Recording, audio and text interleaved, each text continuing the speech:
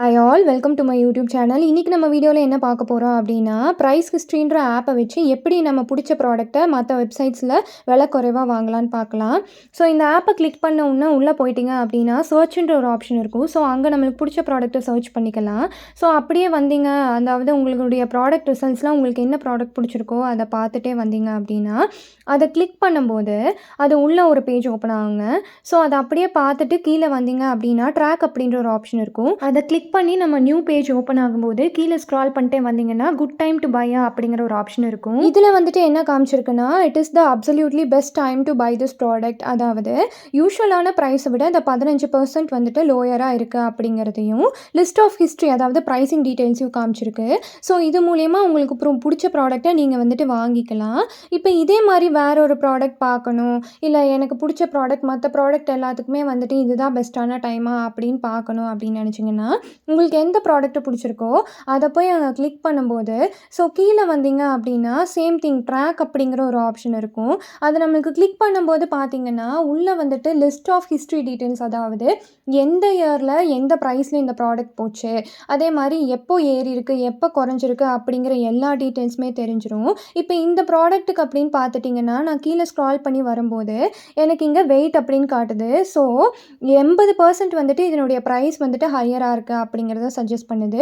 So நம்ம wait பண்ணி இந்த ப்ரைஸ் வந்துட்டு எப்போ லோ ஆகுதோ அப்போ வாங்கிக்கலாம்.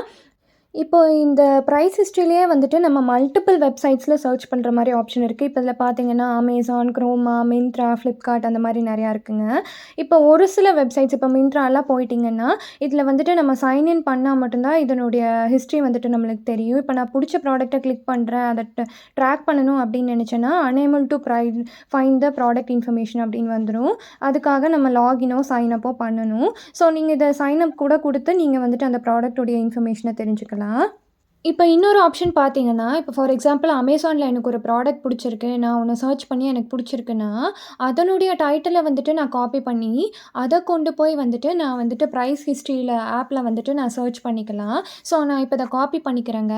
காப்பி பண்ணிவிட்டு நான் அதை வந்துட்டு ப்ரைஸ் ஹிஸ்ட்ரி ஆப்பில் போய் சர்ச் அப்படிங்கிற டேபை நான் ஓப்பன் பண்ணி என்னுடைய ப்ராடக்ட்டை நான் வந்துட்டு ஆட் பண்ணிக்கிறேன்.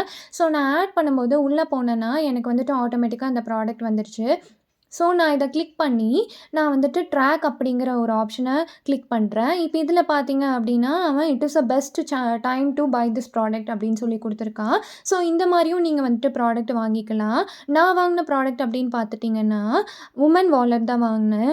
ஸோ இதை வந்துட்டு நான் ப்ரைஸ் ஹிஸ்ட்ரி பேஸ் பண்ணி தான் நான் வந்துட்டு வாங்கியிருக்கேங்க. எனக்கு வந்துட்டு it is a right time to buy அப்படின்னு கொடுத்தனால வாங்கியிருக்கேன். இப்போ இது வந்துட்டு எனக்கு ரொம்பவே பிடிச்சது அப்படிங்கிறனால வாங்கினேன். இப்போ இதில் பார்த்தீங்க அப்படின்னா நிறையா கம்பார்ட்மெண்ட்ஸ் உள்ளே இருக்குது. அதாவது நான் வந்துட்டு இதில் லைசன்ஸ் வச்சுக்கலாம், ஏடிஎம் கார்டு வச்சுக்கலாம், ஆர்சி புக் மாதிரி வச்சுக்கலாம். அதே மாதிரி இதுக்குள்ளே ஒரு லாங் ஸ்பேஸ் இருக்குங்கிறனால நம்ம கீ கூட உள்ளே வச்சுக்கலாம். அதே மாதிரி சின்ன ஃபோட்டோ ஃப்ரேம்ஸ் ஏதாவது கூட வச்சுக்கலாம். ஸோ ஏதாவது ஒரு புக்லெட், சின்னதாக ஒரு புக்லெட் வைக்கணுன்னா கூட வச்சுக்கலாம். இப்போ இது கூட அடிஷ்னலாக வந்துட்டு நம்மளுக்கு பர்ஸில் வந்துட்டு மொபைல் ஹோல்டர் மாதிரி ஒன்று கொடுத்துருக்காங்க. ஸோ மொபைல் யூஸ் பண்ணிக்கிறதுக்கும் மொபைல் வச்சுக்கிறதுக்கும் வந்துட்டு இது ரொம்ப உதவும். இப்போ இது கூட அடிஷ்னலாக பார்த்துட்டிங்கன்னா ஒரு சின்ன ஸ்ட்ரைப் மாதிரி கொடுத்துருக்காங்க. இது வந்துட்டு நம்ம கனெக்ட் பண்ணி ஹேண்ட்பேக்காக கூட யூஸ் பண்ணிக்கலாம். அப்படி இல்லை வேண்டாம் அப்படின்னு நினச்சிங்கன்னா இதை டிட்டாச் பண்ணி நார்மலான பர்ஸ் மாதிரி யூஸ் பண்ணிக்கலாம். ஸோ இந்த மாதிரி இன்னும் நிறையா டிப்ஸ் வேணும்னா என்னுடைய சேனலை லைக் அண்ட் சப்ஸ்கிரைப் பண்ணிக்கோங்க. நன்றி, வணக்கம்.